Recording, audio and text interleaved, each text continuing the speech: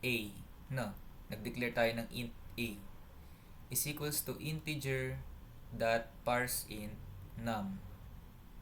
Ibig sabihin daw po nun, etong num na to, which is ang data type ay string, ay gagawin niyang integer.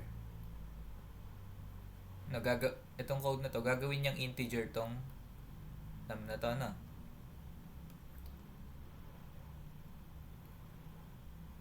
So, pag pinirint natin yan, ayan, wala akong ginawang operation dyan, no?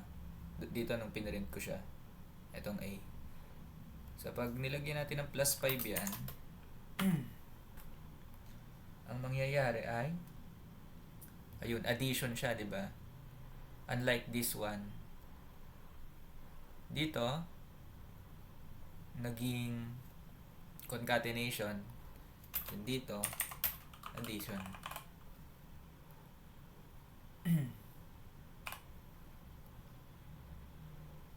Dahil dun sa conversion na ginawa natin, no? Ginawa nating integer sinum. Ngayon, class, let's say for example, letter to. Letter E. Mag-e-error to. Kasi susubukan niyang i-convert. Gagawin niyang number si E. Eh, hindi naman number yan. Oops, ayun, nag-error na nga. No. So, kung yung string natin is number lang dapat yung kapag number siya, pwede natin siyang i-convert into its proper data type. So, saan po ginagamit tong parseInt? So, let's say dito sa login, although hindi ko muna kayo tuturuan kung paano ayusin yung error, ha? May error dun sa inyo eh. Meron tayong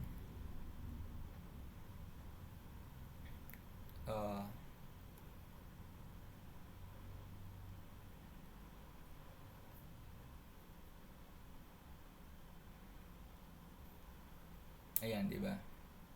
Itong text box na to, let's say example, addition yung gagawin natin. I-add natin yung laman nito dito. Ang ibabato nitong value is string. So, yung string na yon, gagamitin natin yung parse para i-convert siya sa proper value niya or sa proper data type. So, yung value ng text box, ipaparse natin, no? Para proper yung data type.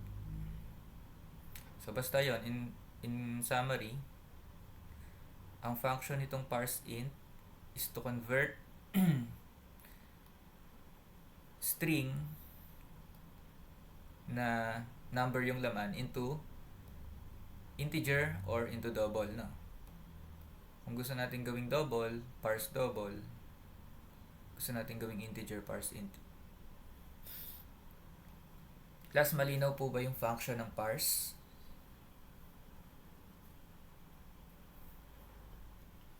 Nagagets naman po. Okay, sa static naman tayo. Static. Dito naman po sa static,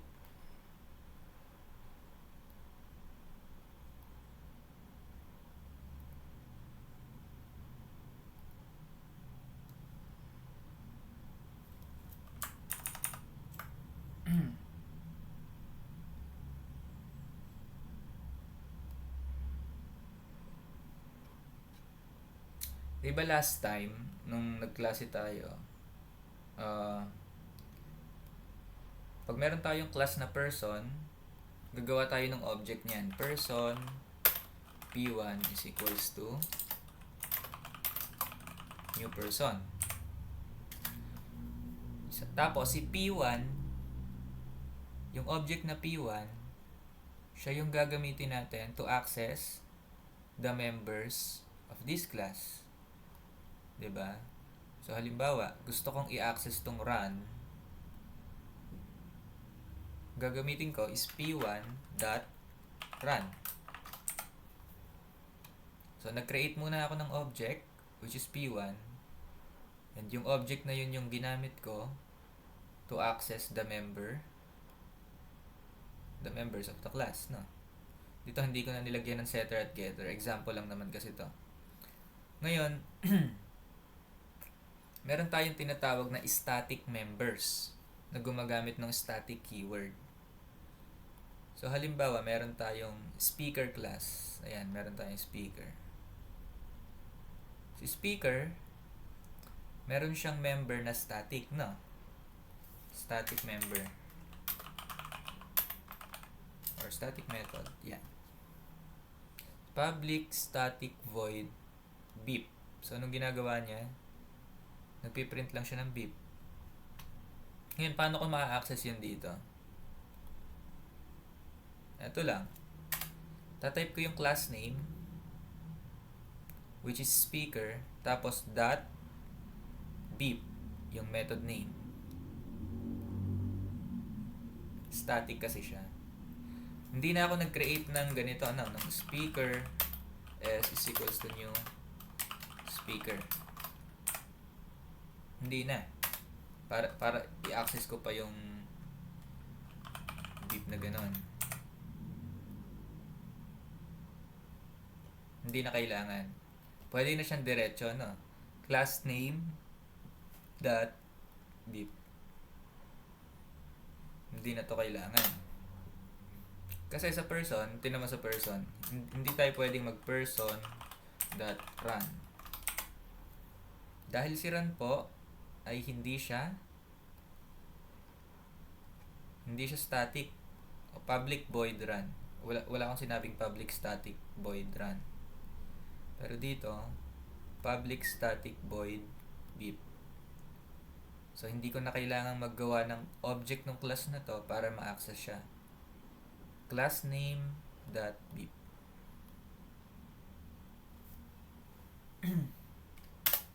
Nagigets po ba yung yung keyword na static?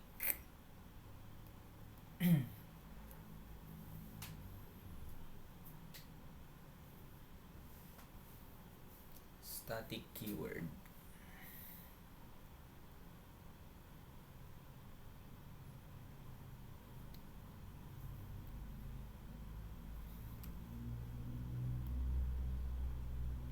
So class, tawag dito. So kung may mga nagda-download pa sa inyo nung window builder dito or hindi pa nada-download yung workspace, i-download nyo po muna. Tapos, yung ibang members, kindly fill up yung Excel sheet na sinend ko sa GC, no? Saglit lang po.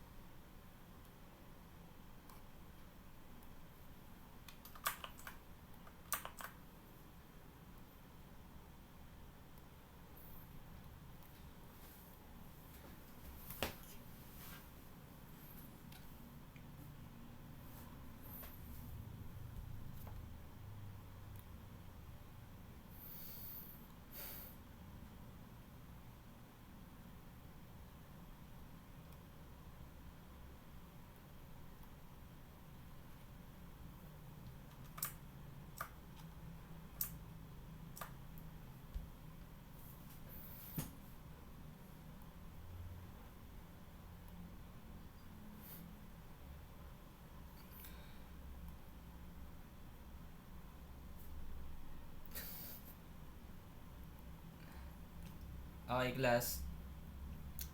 Discuss na natin sa login.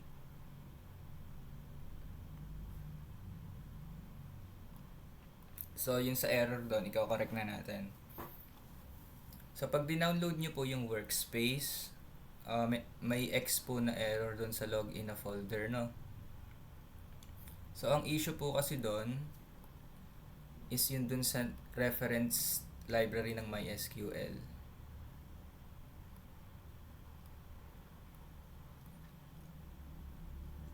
I-correct natin. So, ang gagawin natin, first step class, listen po. Right-click natin yung project folder na login. Then, properties.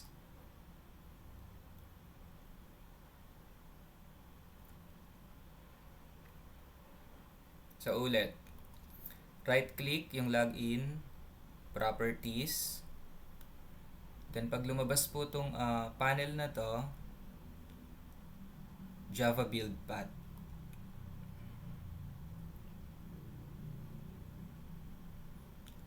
Then, dito po sa Java build path, make sure po natin na nandito tayo sa may libraries na tab. No? Libraries tab. Tapos makikita nyo po, itong MySQL dito, dun sa dinownload nyo na workspace ay may error. So, remove natin yon. Remove natin yung MySQL na yon. Pag na-remove natin, mawawala siya doon. Click ulit natin si class path. Then, add external jar. Punta lang po kayo dun sa dun sa folder nung workspace. Tapos may makikita kayong MySQL connector. Double click hanggang makita nyo po itong file na to. Tapos ayun, lalabas siya dun. Apply and close. Tapos mawawala yung error nun. Nakasunod po ba or uulitin ko po?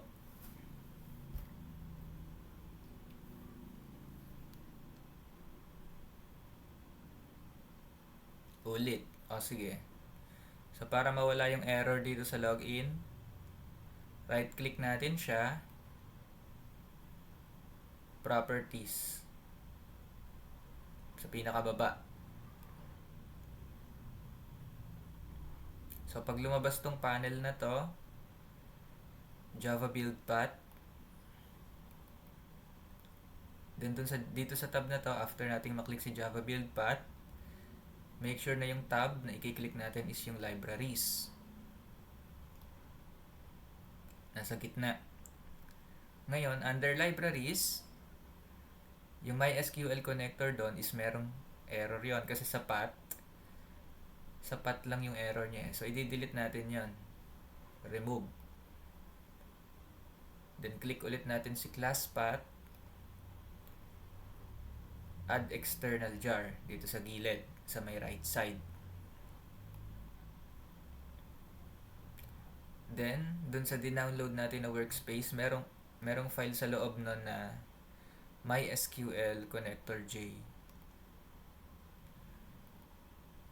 So, dun sa loob nun, hanapin lang natin tong file na to, no?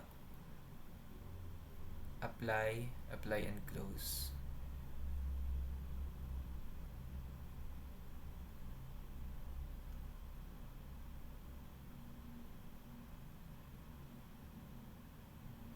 Nakasunod po.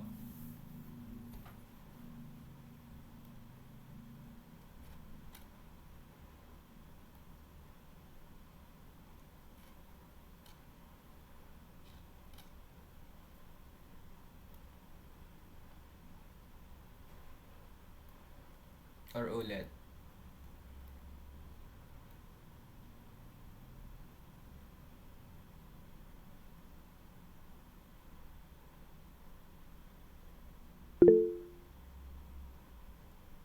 Paano mag-download ng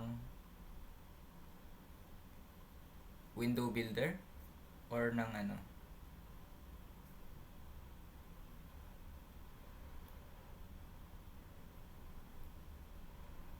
Paano mag-download ng window builder? Ito, sa help. Diba sa Eclipse? Dito sa taas na panel, meron tayong help dyan. Tapos, install new software.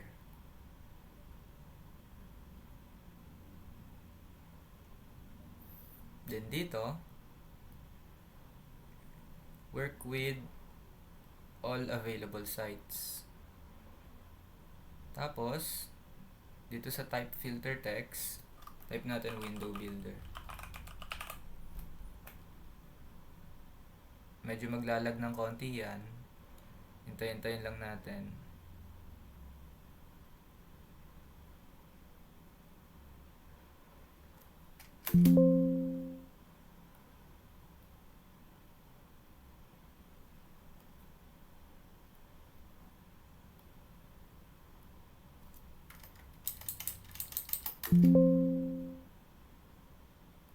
Tapos lalabas yun dito. Sa case ko hindi siya nalabas, ayun.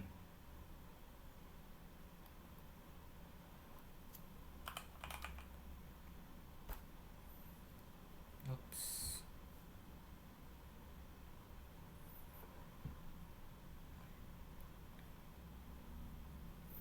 Hindi siya nalabas kasi na-install ko na eh. Pero ito yung method para ma-install yun. So ngayon class, out muna tayo dyan. Kindly open my SQL workbench. My SQL workbench po.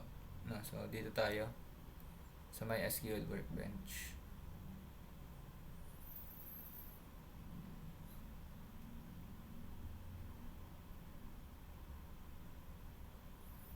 Ngayon po class, click lang natin yung connection natin na.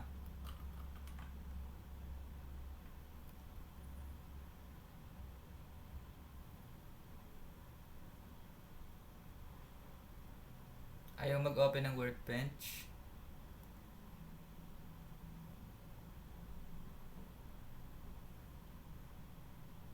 Hala, bakit?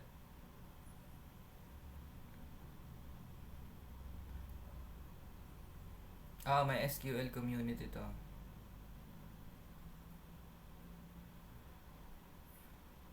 Baka nung ini-install mo hindi naka-full. Pag in-install kasi natin to, dapat lalabas itong MySQL workbench sa start. Pag hindi siya lumabas, ibig sabihin kulang yung in-install natin. Pag kulang yung in-install natin, baka ang lumabas lang doon itong MySQL shell, command line client.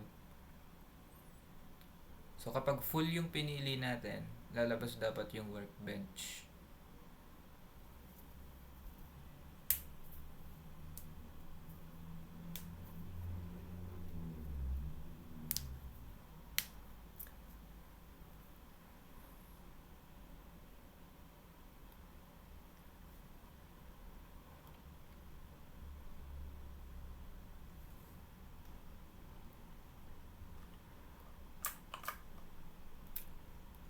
So ngayon class, may isa-send akong link uli sa GC, which is itong link ng basic MySQL commands na. So pag nagpunta tayo dun sa link, copy lang natin siya. Copy. Then punta sa MySQL workbench, paste.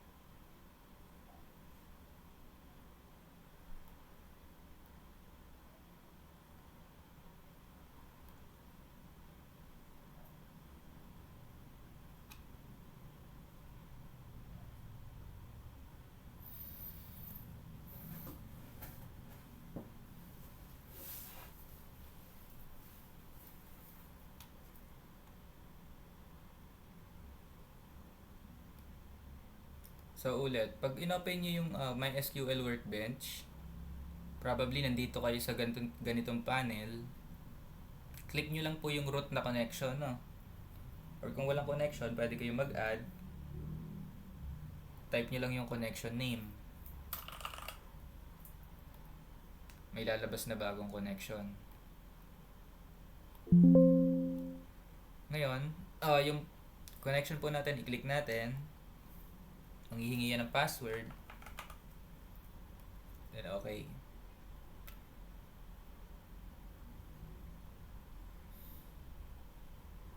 So ngayon po class, pag bagong open yung inyong workbench, probably ganito yung kanyang panel, no? Tapos nandito siya sa administration. Ngayon po, ang gawin natin is i-click natin dito sa gilid is yung schemas para makita po natin yung mga database natin. So ayan, sa case ko, ito yung aking databases. Ngayon, para mapalabas yung parang notepad dito, ang i-click po natin ay ito pong parang file na to dito, no, na may plus. So maglalabas siya ng parang notepad na panel. Then yung sa sinend ko na link, i-paste lang po natin. Ayan.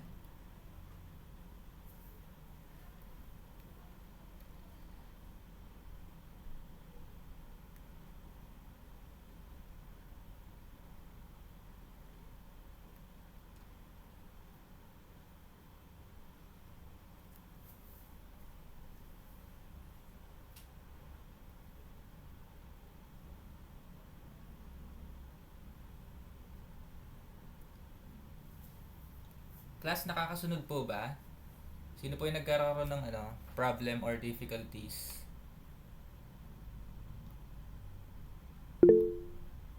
Yes po. Sir, saan niyo po kinapi, sir? Ito nandito na mga Opo, text. sir. May sinend ako sa GC na yung bagong send ko. Yung GitHub. Click nyo lang yon. Then dadalhin kayo nandito sa link na to. Tapos, ayan, copy lang. Copy. Paste.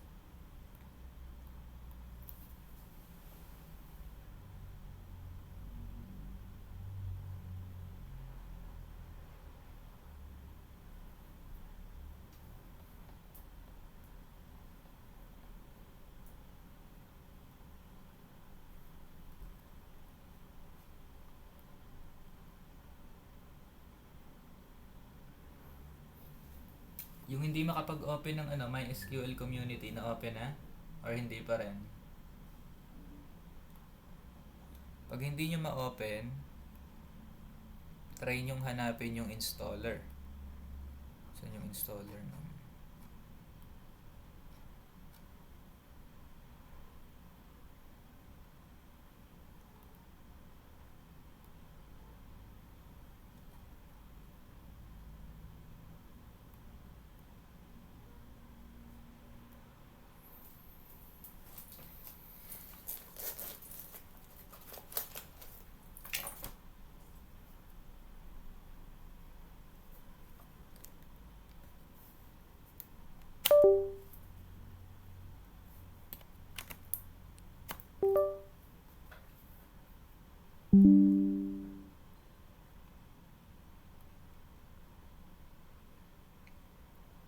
Di ba pag dinownload nyo yun, meron kayong installer na installer file.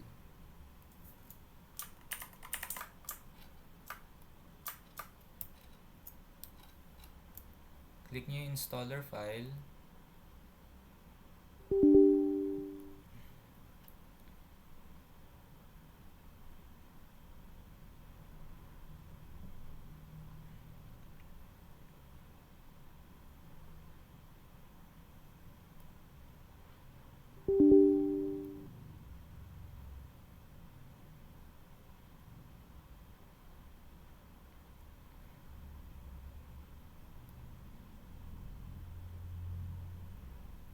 Dun sa installer file class, pag nirun nyo ulit siya, lalabas po dun yung list ng mga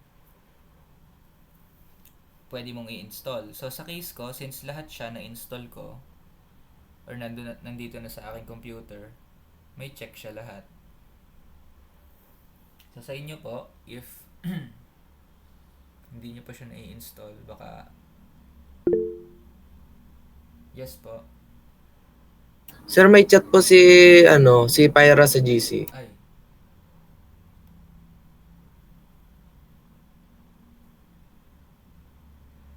Hello. This app can't run on your PC.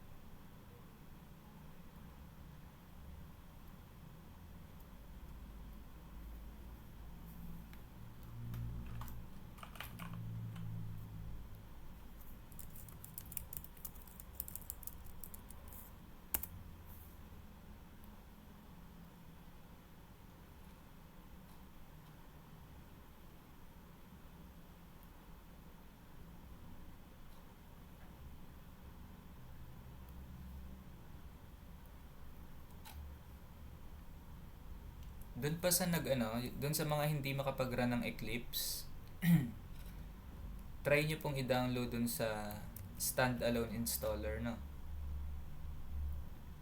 Which is, ito po, hindi nyo na siya kailangan i-install. Saan na ba ito? Ito siya. Tapos Eclipse for Java developers. Itong Windows. Sir, yan nga po yung ginawa ko, sir. Ba't po ganun yung nalabas? Hindi ito nagra-run. Hindi po, sir. Testing ko po yung isa.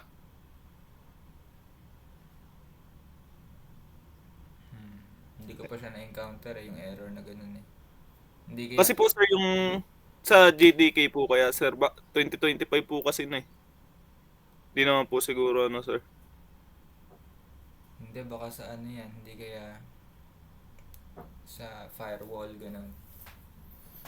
Baka binablock. Hindi ko lang po, yun po yung nalabas eh. Hindi na-download ko lang po. Ngayon lang po kasi nag-download. Ngayon. Sige.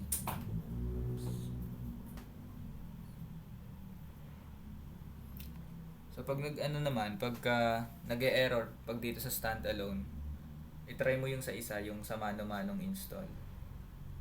Meron din download Eclipse, yung hindi in standalone.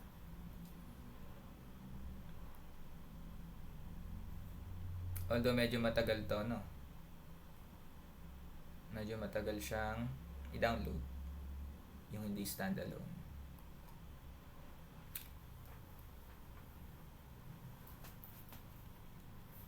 Pero yung iba po ba na nagawa ng nandito na po sa part na to, na-open yung MySQL Workbench, then na-paste yung queries dun sa GC.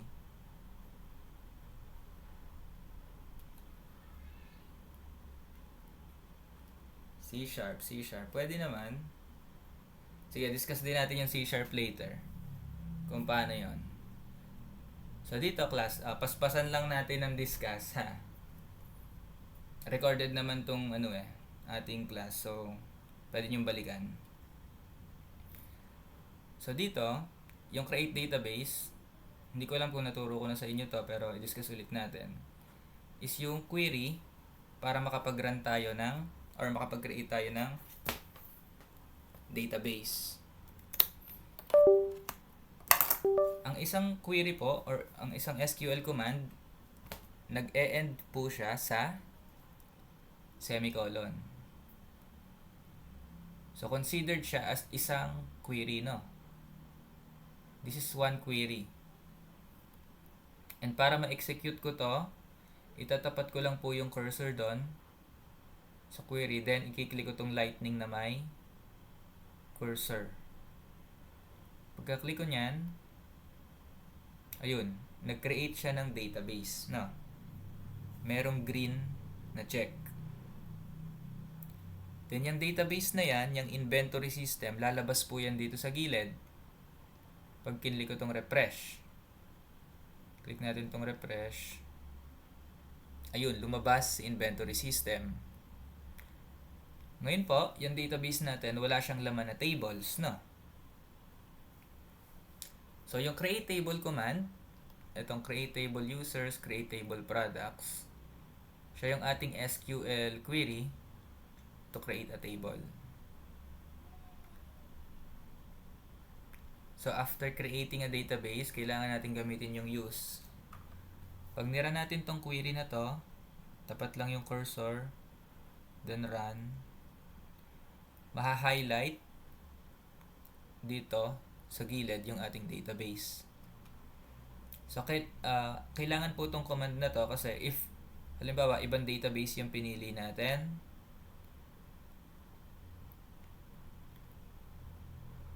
tapos nag-create po tayo ng table, nira natin tong query na to. Ito pong table na to is makikreate under this database na naka-highlight. So, importante po yung use. So, yung use po, it's a query that will make sure na ginagamit natin yung tamang database. So, pwede nating i-execute tong create table. Tapat lang yung cursor doon. Click itong lightning na to na may cursor. Then, ayun. Create table success. May green check. Create din natin tong product. Ayun, na-create siya. So, all in all, meron na tayong dalawang table dun sa ating inventory system na database. So, hindi siya nalabas. I-refresh lang natin. Lumabas siya. Meron tayong products and meron tayong users. So, ngayon po, para makita natin yung laman ng table, dun po napasok yung select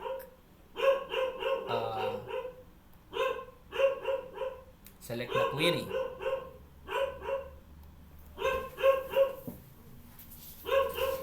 Toto, wag kang maingay.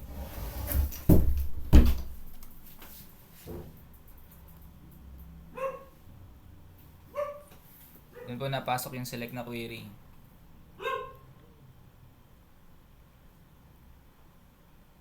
So, pag nira natin yung select na query,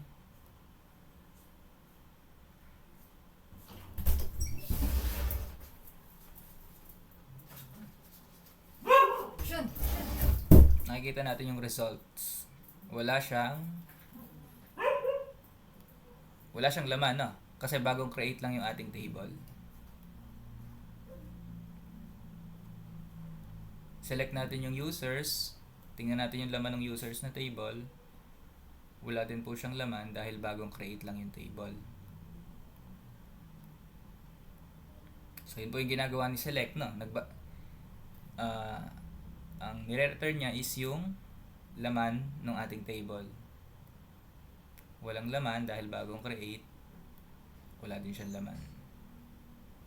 So, mapapansin po natin, itong mga to, itong ID, product name, category, price, tsaka stock, added by.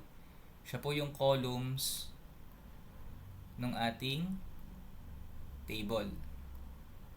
So, si ID natin, ayan, naka-auto increment, integer siya. Product name ay varchar, similar to string sa ating Java. Category, varchar, similar din yan sa string. Price, naka-decimal siya, ibig sabihin sa Java siya ay double or float. Stock, integer, added by integer. So ngayon, alam na natin yung function ni select, no? Ang nire-return niya po is yung laman ng table, no? Pag in-execute natin, walang laman, walang laman. So proceed tayo dun sa insert. So let's say mag-insert tayo ng products, no? Insert into products, product name, category, price, stock. So class, mapapansin nyo po, si products po, meron siyang ilan ang column ni products? 1, 2, 3, 4, 5, 6. Meron siyang 6 na column. Pero dito, class, mag-i-insert lang ako dun sa 4 na column. Sa product name, category, price, at saka stock. So, ito yung values na i-store ko dun sa column na yun. No?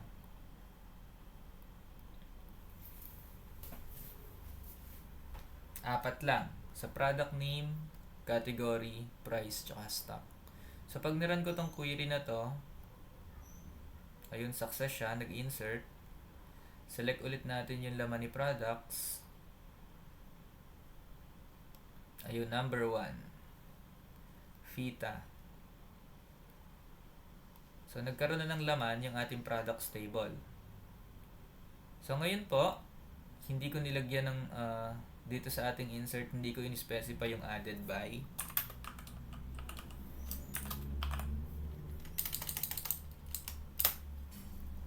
Pwede kasi siyang walang laman, no? Ginagamit tong function na to if, halimbawa, yung isang product ay added by a specific user. So, yun yung purpose niya ng added by. So, since wala pa tayong user, empty muna siya, no? Doon naman sa ID, siya po is naka-auto-increment. So, it means hindi ko kailangang i-specify yan when inserting a row in the table. So, kapag nag-insert pa ako ng isa pang product, si ID naka-auto-increment, automatic number 2 yung next ID nung product. So, let's say mag-insert tayo ng isa pang product. I-duplicate natin tong Milo. Execute ulit natin. Success. So, tingnan natin yung laman ni product. Ayun, na-duplicate natin si Milo. Pero,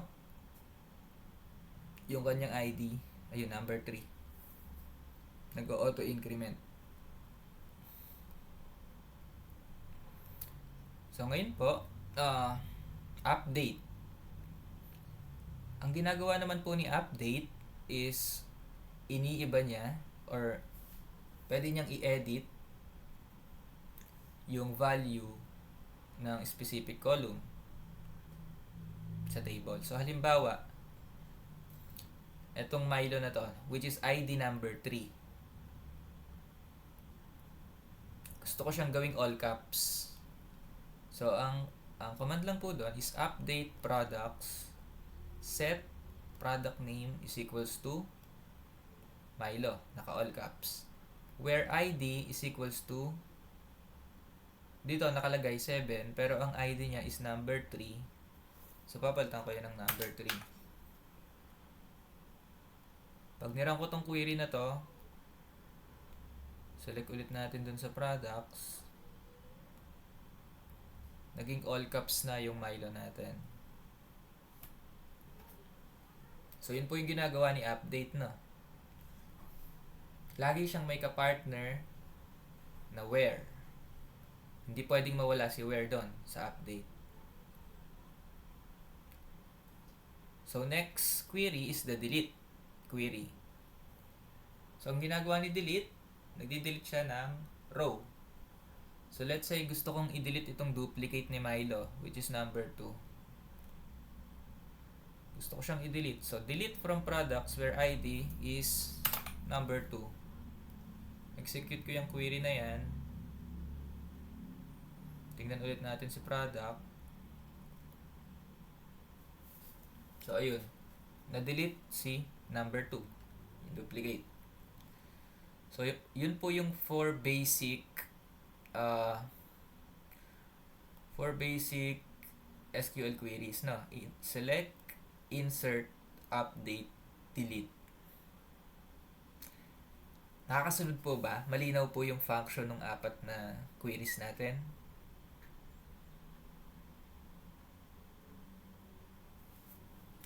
So, ngayon po, Let's say user naman, user na.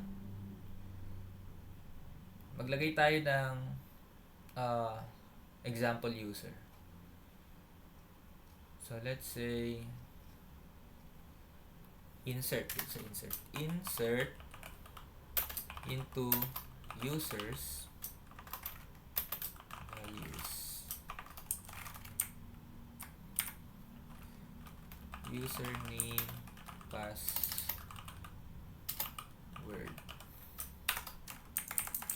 values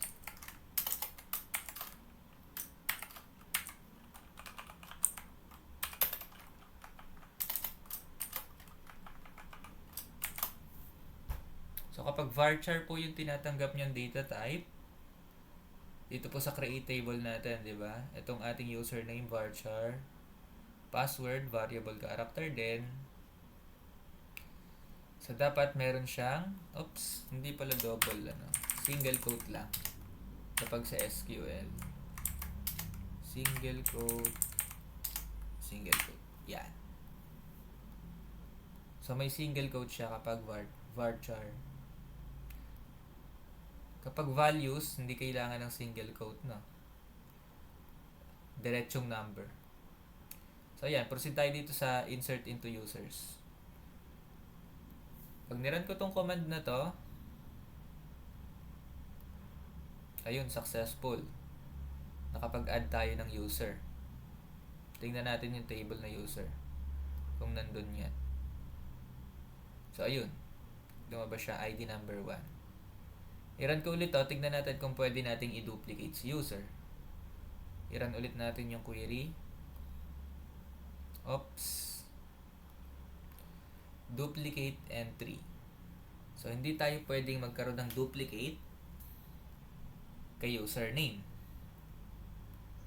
Yun pong validation na yon or constraint, in-specify po natin siya dito sa create table, no?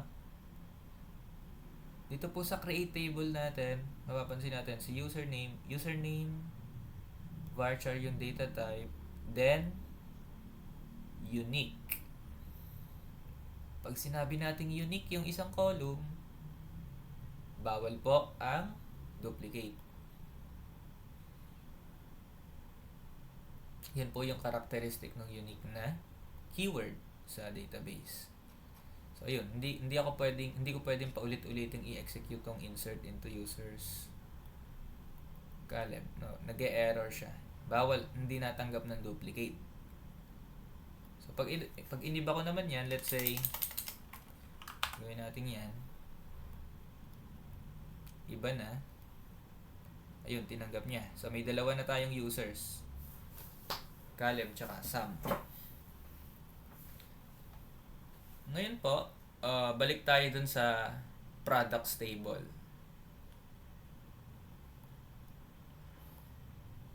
Meron tayong dalawang user, Caleb tsaka Sam, di ba? Ngayon, si products natin, actually meron siyang 6 na column. Which is ID, product name, category, price, stock, tsaka added by. So, kung gusto natin, let's say, ang nag-add ng isang product ay ako.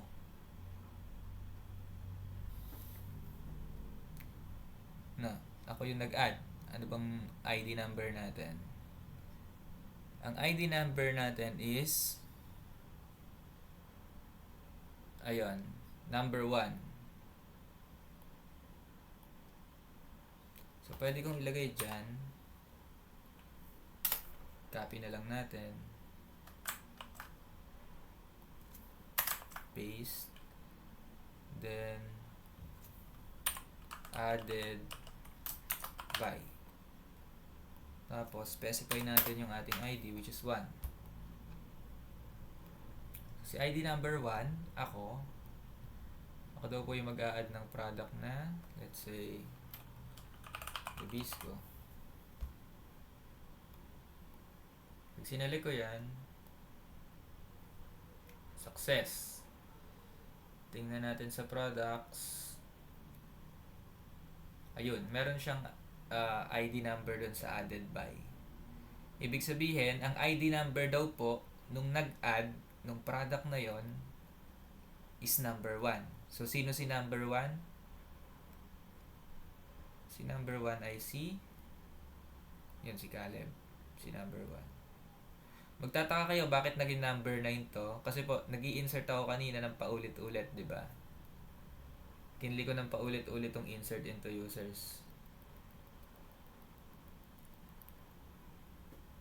Nati-trigger po yung auto-increment doon. So, halimbawa mag-insert ako ng another user. Let's say, John. So, since tin-trigger ko uli siya, yung next ID ng user is hindi na number 10. Ang magiging ID na ng user ay, ayun, number 31. So, kahit nag-e-error yung ating query, nati-trigger yung auto-increment. Weird property ng MySQL. So, anyways, balik tayo dun sa ating original na topic, which is added by.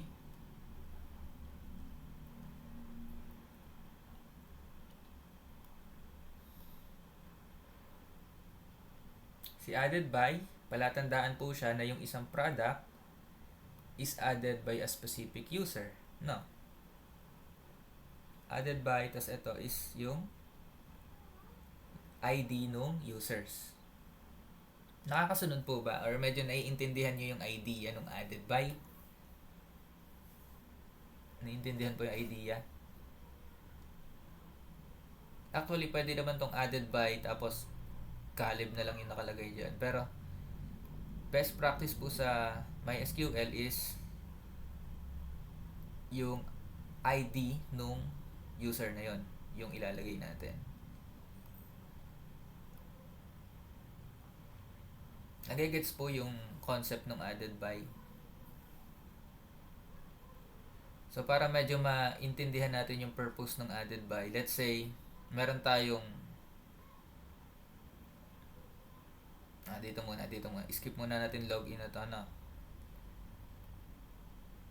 Gusto kong i-select is yung product lang na ako yung nag-add. So, pag niran ko tong query na to, select all from products where added by is equals to 1. Ibig sabihin, gusto ko lang i-select yung product na ako yung nag-add. Run ko yan. Isa lang ilalabas. Diba?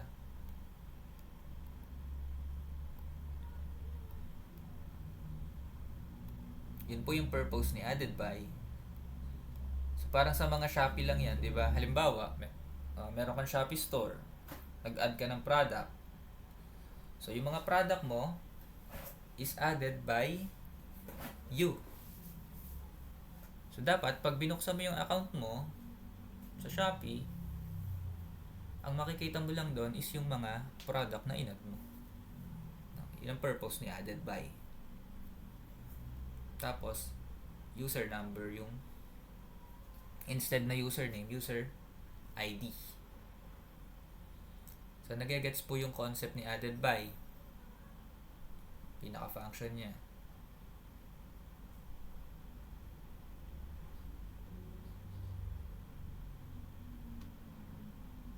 So, halimbawa, ito.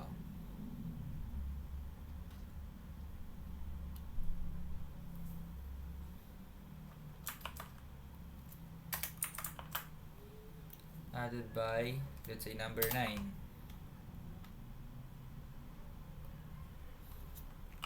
Sugar. Oops.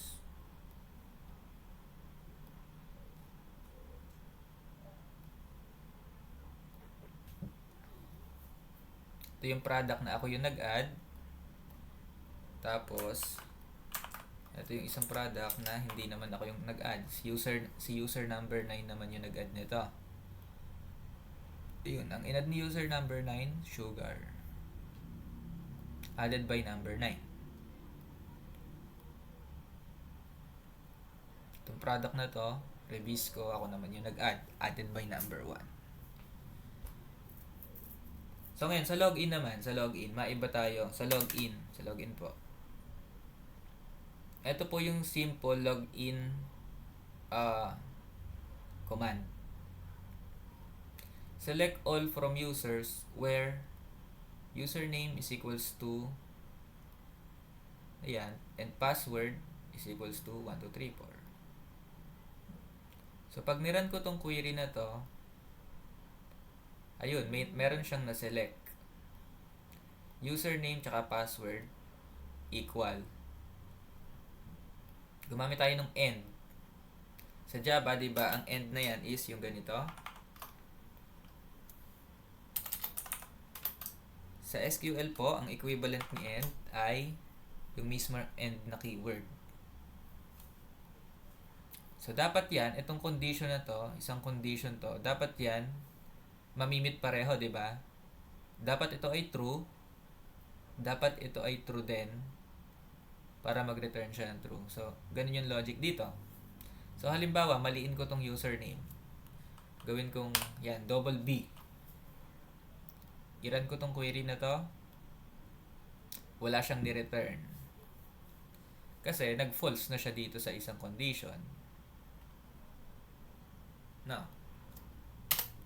Kung yung password naman ang mali, i-run natin yung query, wala din siyang ni-return. So, both must be true in order to return something. Ayun. So, nagigets po yung simple login query. Nagamit tayo ng select all from users where tapos condition.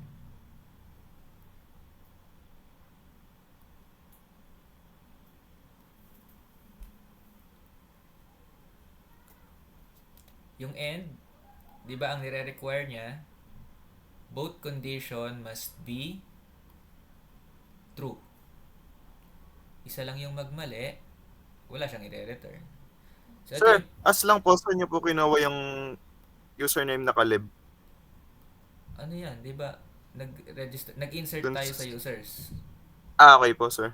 Ay, nag-insert tayo. Ano ba laman ni users? Select all from users tayo.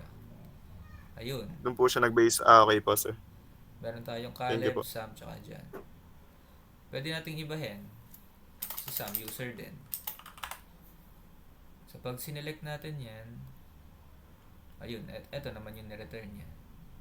Ibig sabihin, nag-e-exist tong user na to. And tama din yung password na in-input natin. So, ito yung simple login query, no?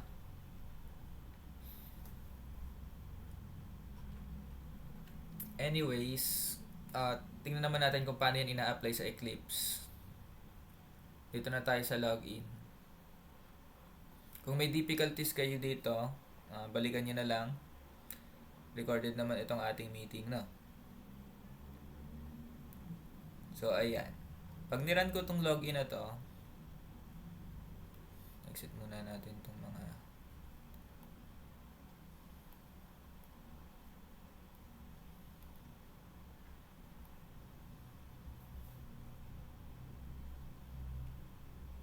so, kapag niran ko yan, ito siya, may login panel tayo. Type lang ako ng username. Type ko yung password. Login success. So, ito daw yung mga product na inad ko kanina, no? Ayan. Release ko. Lumabas siya. Log out. Ayan. So, ano yung code doon? Double click ko lang tong button na to. So, ito daw yung nagra-run na code kapag kinlik ko tong button. So, unang-una, anong ginawa natin? Kinol po natin yung queries.userlogin. Ito pong queries.userlogin. Andito po siya sa queries na class natin. And ang ginagawa niya, ayan. Nandito tumatanggap siya ng dalawang parameters.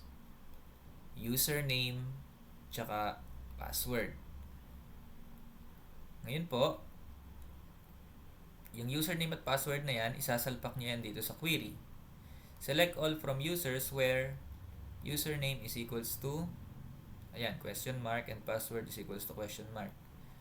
Then, ipaprocess niya yan, yung question mark, magsasubstitute ng value dyan, and ang isa-substitute na value is yung nandito sa parameters, no? Itong username, ayun, sa baba, at saka itong password, sa baba. So, ayun, pagka successful tong query na to, na may matching data siya dun sa database natin, ang gagawin niya is, ayan, i-return niya yung user ID. Kasi gagamitin natin yung user ID So, ang i-return nating value is yung user ID. So, bakit ko ginagamit yung user ID? Ginagamit po natin siya dun sa panel natin. Di ba nagbato ako dyan ng welcome Caleb? So, hindi siya ganun kasimple. Nagbase tayo dun sa ating ID na ni-return.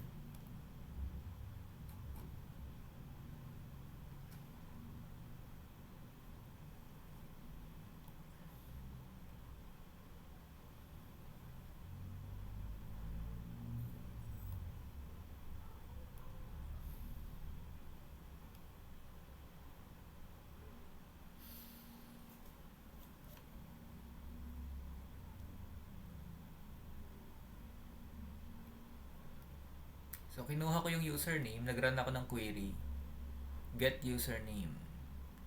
So, ang tinatanggap niya naman is yung ID.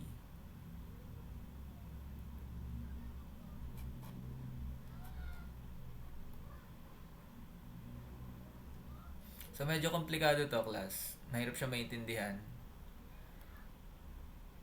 Pero, ang mahalaga lang doon is halimbawa, tama yung ating ibabatong instruction sa AI.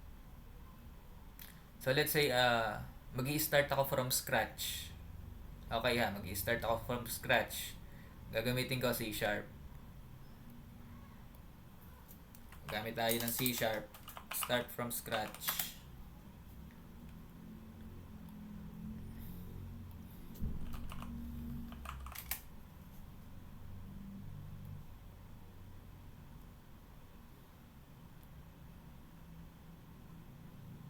Create new project.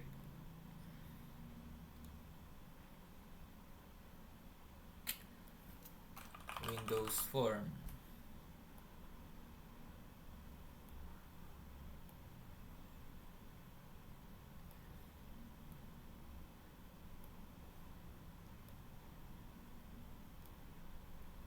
Ngayon, ang mga naka-ready na dyan is meron na akong database. No? Meron na akong database which is inventory system. Meron na akong tables, meron na akong users tsaka products. Ngayon dito, blank na program to, no?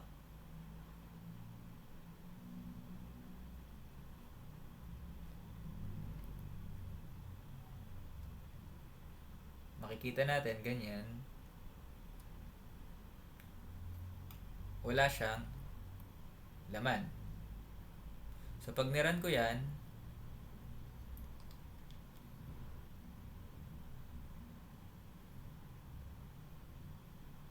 oops, ayun, empty siya.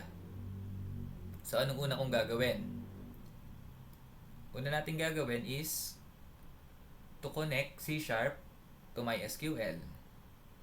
Kailangan meron tayong MySQL libraries dito. So, paano yon? Punta tayo sa tools. Under tools, Nugget package.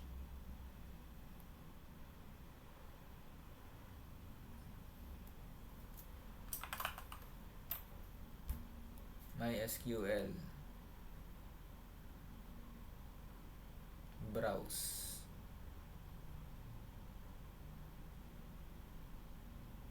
Dito yan, tools, Nugget Package Manager, manage Nugget packages for solution.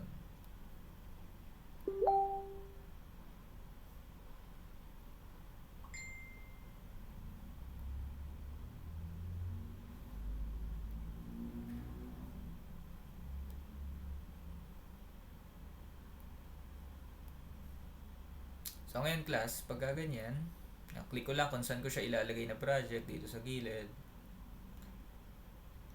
Browse, click dito, then install. Apply, yan. I accept. So ayun. Nakalagay dyan, installed na. So connected na yung ating program sa MySQL. Ngayon, kailangan ko naman mag-create ng class to connect this. Hindi pa tapos yun eh. Meron na tayong, kumbaga dito sa Eclipse, meron na tayong DB connection na class. Meron tayong DB connection.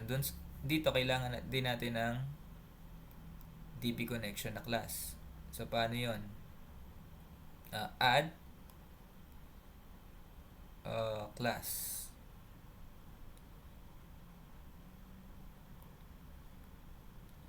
Tapos ang class name natin ay DB connection add. Wala siyang laman. So ang gawin lang natin dyan, copy paste, salpak mo sa AI, create MySQL connection for C#. Tapos sabihin natin I'm using MySQL data. That data ba yung ginamit natin?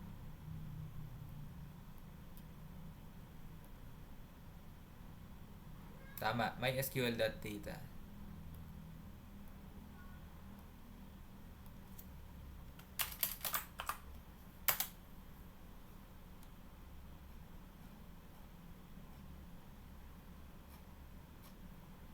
Copy paste.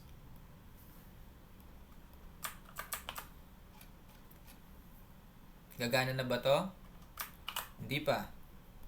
Kailangan nating i-configure yung ating database information. So ano bang database natin? Inventory system. Inventory system. Username, ang username ko ay Caleb. Sa case nyo, baka root yan. Then yung password ko, 1234. Okay na ba tong connection na to?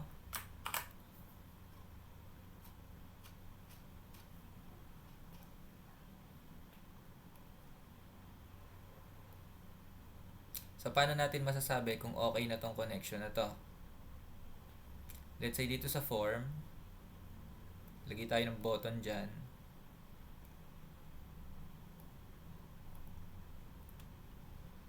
Then gusto ko, pag kinlik ko tong button na to, ang mangyayari is i-confirm niya if okay yung database connection. So, copy, salpak sa AI. Sino yung AI na yan?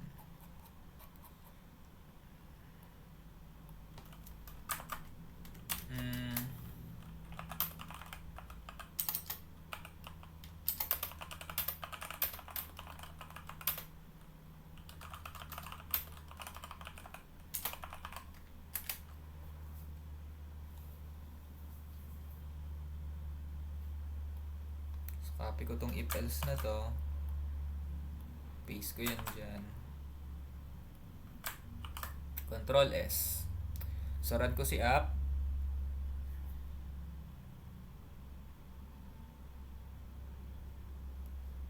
Click ko si button. Ayun, database connected successfully. Exit ko yan. Ngayon, ang gusto ko naman is gawin ko ng login form to, no? So, ang purpose nito, delete ko na siya. tinesting ko lang yung database connection. Gawin na natin siyang login form. So, meron dapat tayong text box.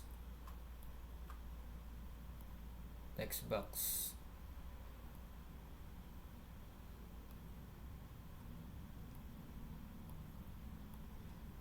Tapos itong button na to is para makita ko yung or ma-edit ko yung lamanan. Punta ko sa properties. Text is login.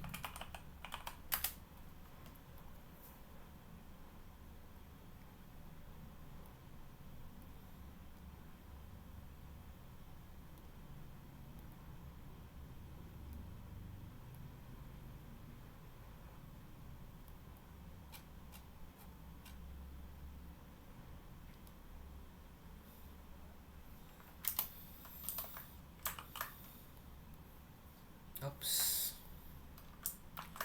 Yun lang yan, class. Pag nag-double click kayo dito sa C#, hindi tayo pwede mag-delete ng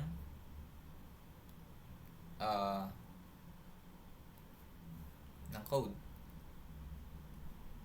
So, halimbawa, dinouble click ko siya, hindi ko pwedeng i-delete to or mag-error siya, no? So, hayaan nyo na yun.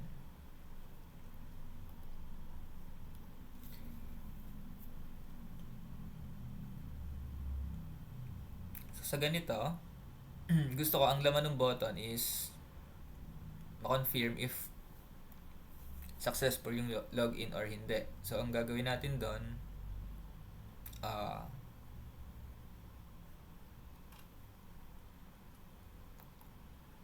ibigay natin tong query na to kay AI. So, lahat to, copy, tapos punta sa AI, sabihin natin this is my database, create statement and tables and some data. So pinaste ko na siya, sinabi ko kung ano yung itsura ng database ko, then this is my C# forms code. Salpa ko din yung code ng C# ko. Lahat yan. Control A, Control C. Salpa ko sa AI. I want a simple login function. Thanks.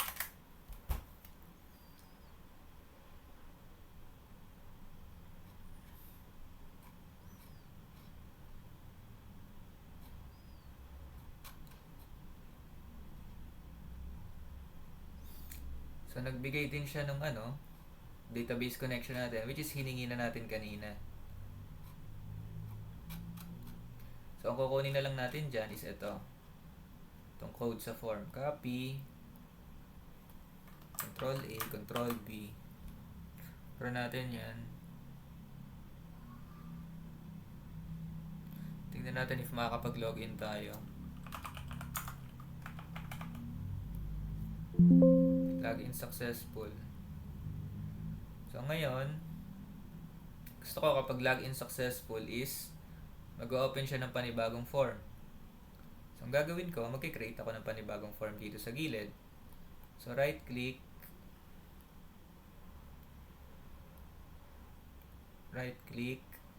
add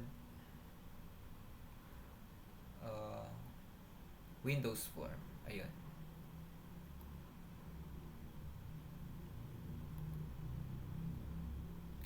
So, gusto ko dito sa form na to is lumabas sa isang table yung kung ano man yung mga products na in-add ko.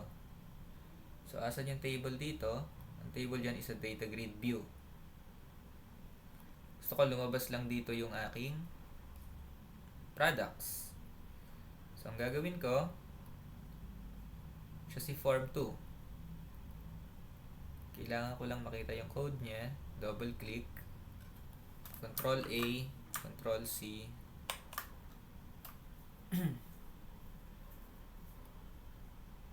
Oops.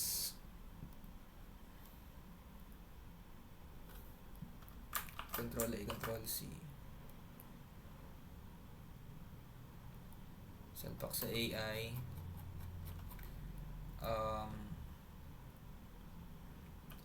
Populate data grid view table with products added by the log in user. Tapos i-paste ko yung code ko dyan ng form 2. Ayan.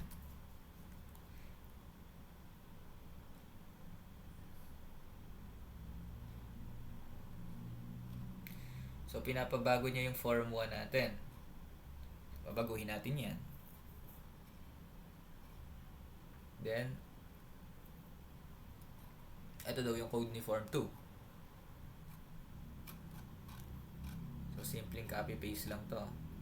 Copy form 1. Ano daw babaguhin natin? Baguhin daw natin to. Oops, hindi ito.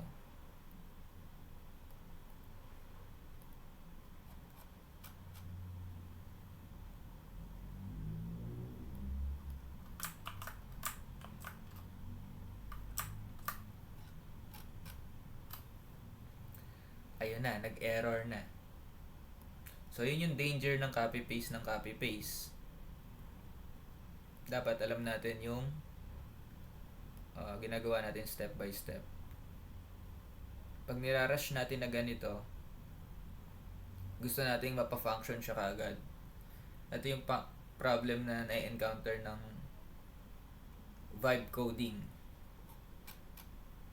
So, ginawa ko yung gusto ni AI, pero nagkaroon na ng error.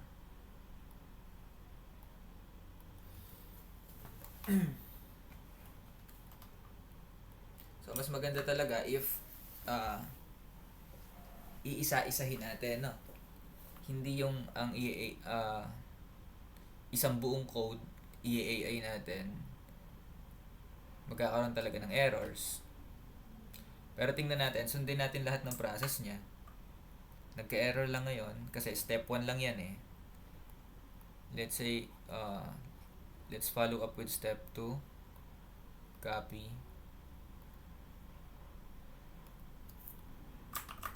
Paste. May error pa ba si form text box 1?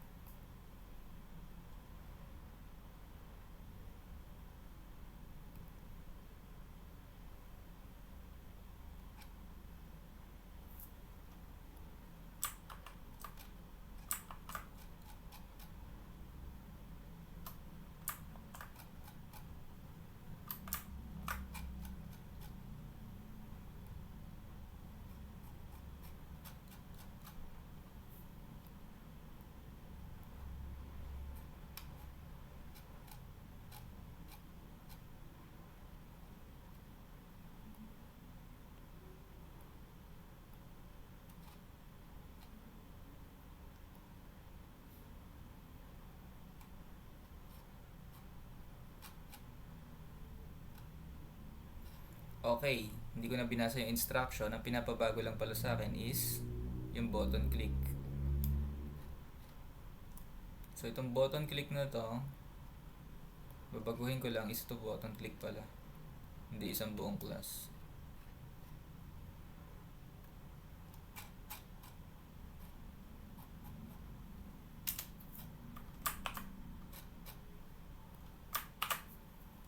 So, tingnan natin if gagana siya. Mahirap magdire-diretso pala sa AI.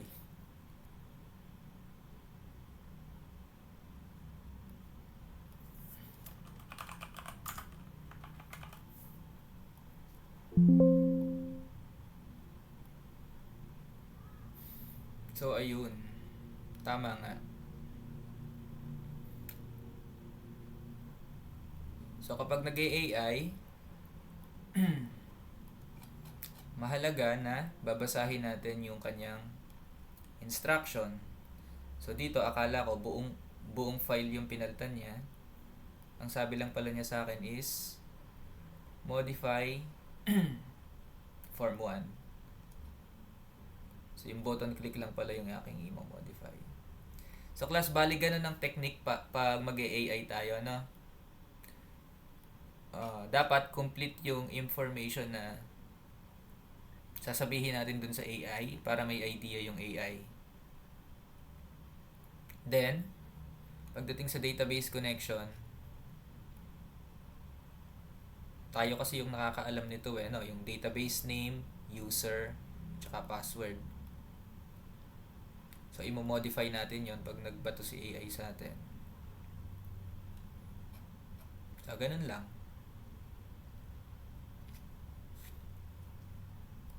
Niran ko to.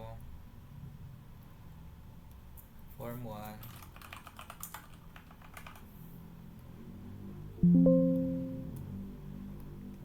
Binato niya sa akin to. So, ayun. Mag-add na lang tayo dyan ng button. Insert, update, delete, or kung ano pang function. No. Maraming possibilities. Pwede nating i-expand yung system. Tayo yung maglagay ng iba't ibang function. Pwede rin tayo lagay for example ng user roles. Merong admin, merong clerk. Depende sa system na gagawin natin. So, bali yun.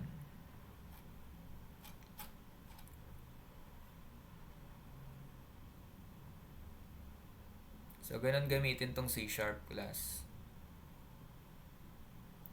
Kung forms, double click natin para mapalabas yung code. Ayan. Pag kinlik natin tong class dito sa gilid, ibang code to. So, baka may ito yung mapalitan nyo. Iba yan dito sa form, sa code ng mismong form.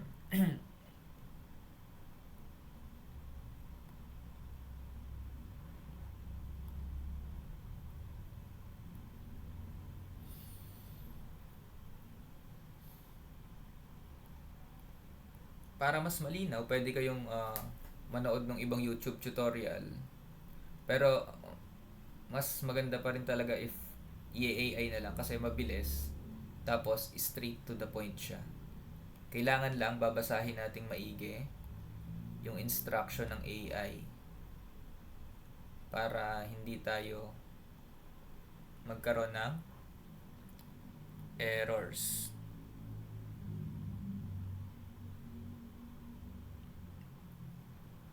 So, ayun po, class na. Any question po?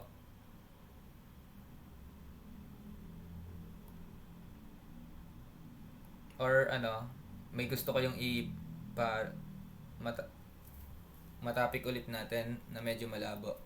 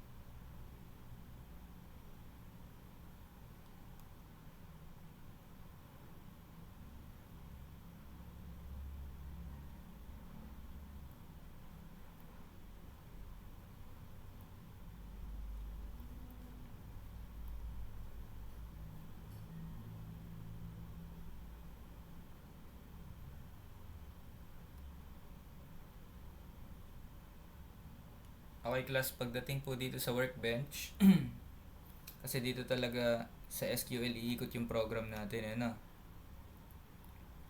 So, ayun. How to create a database, itong create database command na. Use database para alam natin kung saan makikreate yung ating mga tables. Yung naka-highlight dito sa gilid, siya yung active database. So, kapag iba yung active database, tapos nag-run tayo ng create table, dun sa database na yun makikreate yung table. So, dapat talagang ginagamit yung use database.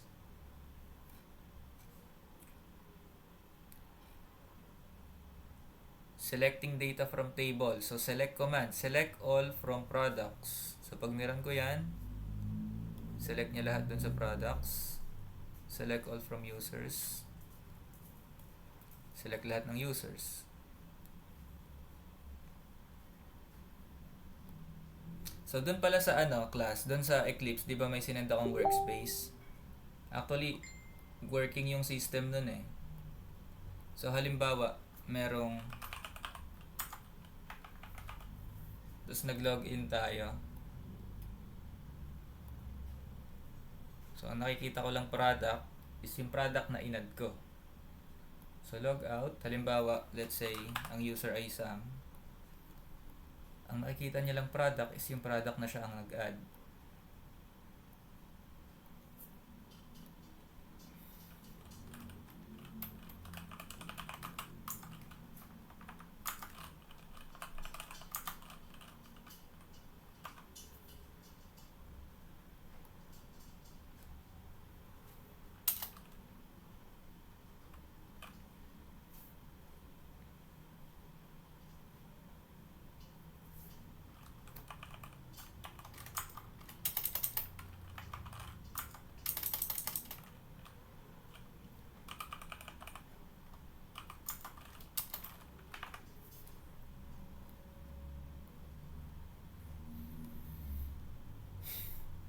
So, itong mga product na to, ang nag-add niyan ay si user number 9, which is si Sam.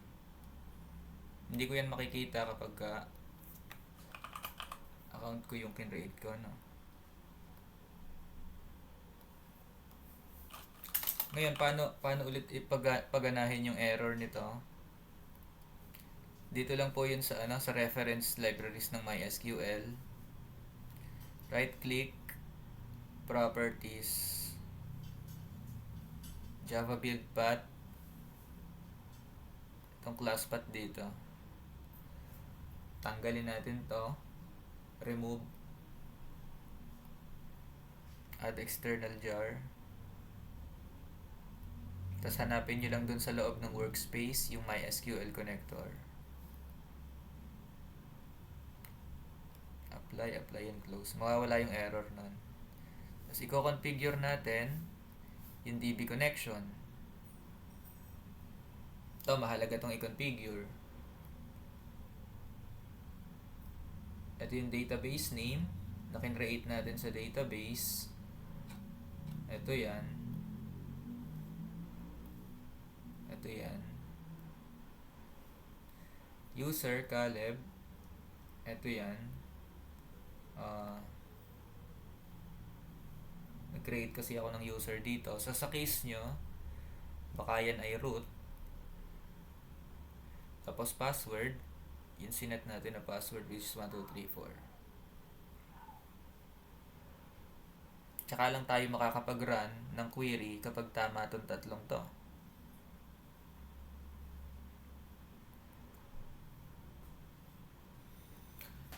Class, any question po?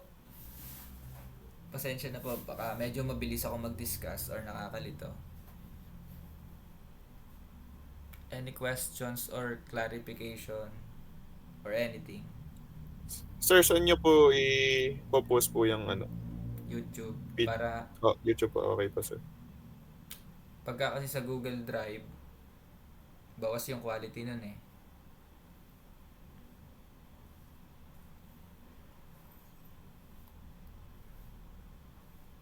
Tapos, ayun, okay na. Nakuha ko na yung groupings nyo. Wala nang problem.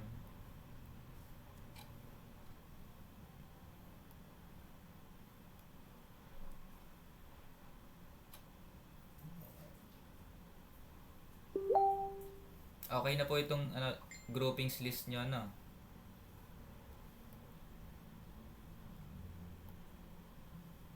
Asan si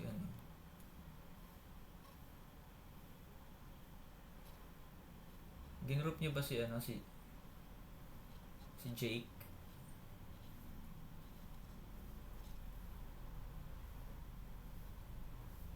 May doon, andito ba si Jake? Wala. Yan, yun na yun. Baka wala siya dito.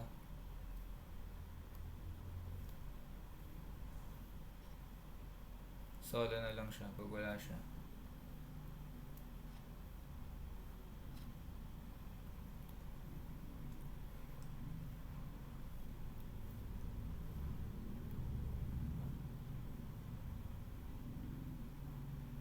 So class, pag wala na question end ko na po yung meeting.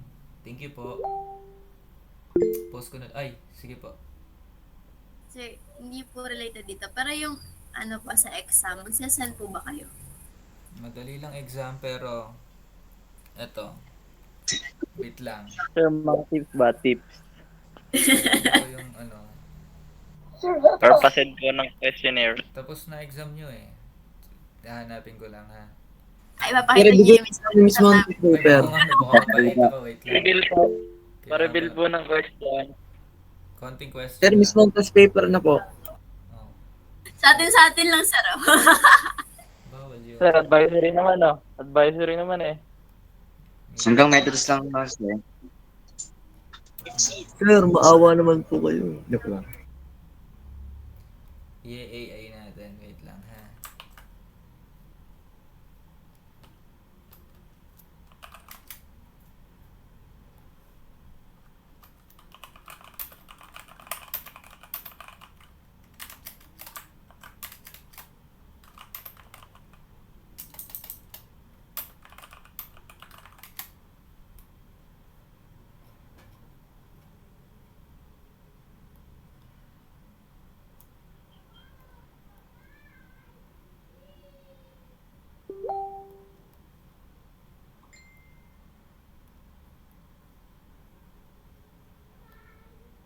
Kita nyo yan, class? O, ang true or false natin, ganyan. Yan, true or false.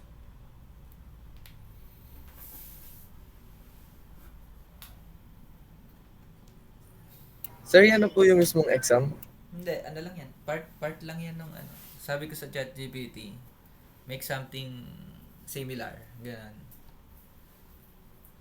So, hindi yan yung exactong nasa exam. Pero, ito, merong 1 to 10 na parang ganito yung laman. So, kaya ba sagutan to? For example, ito, x is greater than y. May given kasi ako dyan eh. So, let's say 5 yung y, tapos yung x, 10. So, ano ba yon pagka ganitong expression? True or false? Roy, false na agad yan. True. Diba? True. True lahat.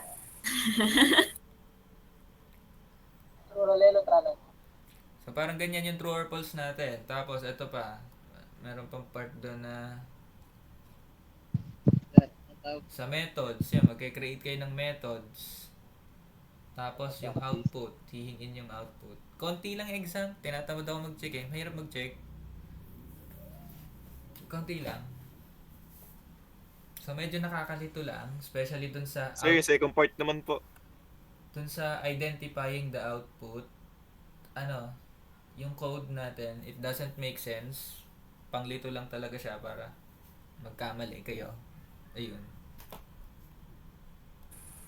Sir, example. Sige. Magbabato tayo ng code kay ChatGPT. Make something similar to this. Sir, if kayo daw magbabantay sa amin. Hindi. Bawal yun.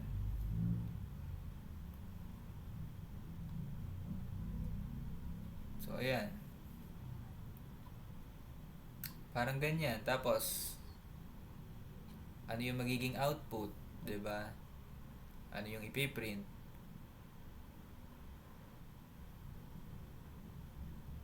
So, meron dong linya na output. Ano yung i-output niyan? Madali lang, Sir, di ba? kahit na blanco. Ang dali lang. Oo, may given space doon. Doon yung isusulat kung ano yung... So, so sir, ang makikita namin yung katulad dun sa code jump. Hindi eh. Simple lang talaga. Basta direct to the point to. Pag nakita nyo, may mauunawaan nyo kaagad. Thank you po, sir. Tapos yun, last, Sir, pa-send. hindi tama yun. Di, sir, ng reviewer pa, reviewer ba? Reviewer, wala na kayo. Basta nagko-code kayo, masasagutan nyo to. Kasi hindi ako basta, ayun, array. Pag-aralan nyo, array. Di Yun ba- po ba yung sunod niyo sa GC na yung for loop, array, ganun, if yun lang else? yun. Basta pag... Sir, ilang code yun? Ang dami namang code. Basta nauunawaan nyo kung paano siya mag-function. Maano nyo yan. Sir, ilang items po exam? Ang items niya ay... Wait lang. TOS. Test 3, yung huli ay test 4, panghuling items. Meron dun 3 na alam ko tigta 10 points. Test 3, tigta 10 points din, 2 item. Test 2, 10 items, true or false, 10 points. Tapos test 1, multiple choice, 15 items. Ayun lang. Sir, may mga definition, sir. Walang ganon. Basta ang huling part doon, create the following methods. So, pag-aral, paano ba tayo mag-create ng methods? Diba? Pag-aralan nyo kung ano yung return type, ano yung tinatanggap na parameters. Diba? Tapos, halimbawa, yung sa... Diba, pag nagke-create tayo ng...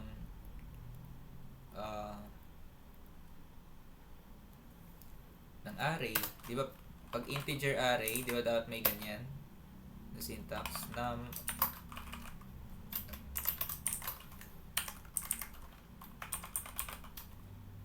Pag array, dapat merong solid bracket na ganito. No? Kung magke-create ka ng array na public static void, let's say, ayan. Let's say, ang tinatanggap niya ay array. Hindi dapat, ayan yan. Array, num_r. So, piprint niya yung array, gamit ka ng for each loop.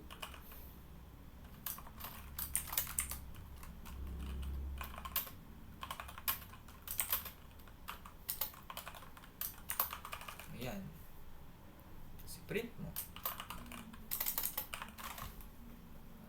Ayun. Create itong, susulat nyo itong method na to kapag ka ganun. Diba? So, dapat alam natin kung ano yung return type, ano yung type ng parameter na tinatanggap, ano yung gagawin. So, dapat at least, itry nyo kasi hindi naman ako nagbibigay ng all or nothing. Basta may makita akong code doon, may konting mali, meron yung points. Pero kung wala akong makikitang sagot, anong bibigyan ko ng score, diba? So, ayun lang yun. Guys, maglaki lang kayong public class. Gagana na yun. Wala din yan. Nalagay nyo, AI, fix this. So, bali yun, class, no? Madali lang ang exam. Maiksi lang. Good. Kaya ng 1 hour yan. Baka nga kaya yan ng Oo, kaya yan ng... yan? Pang 45 minutes lang yan. Hindi ko naman pinakita yung exam, no? Wala akong pinakita ang exam. Opo, sir, opo. Wala nga pa eh. May kasama po ba to sa iba po sa YouTube, sir? Oo, kasama to. Kasi nakakatamad mag-edit ng video. Ayan yun.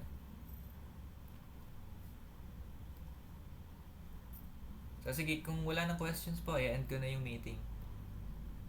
Thank you po, 1A. Thank you po, sir. Thank you po. Thank you po, sir. Thank you po. Sir, thank you so much po. Thank you po. Feel free to leave po. Thank you, sir. Sir, bye-bye. Bye-bye po. Thank you po. Thank you, sir.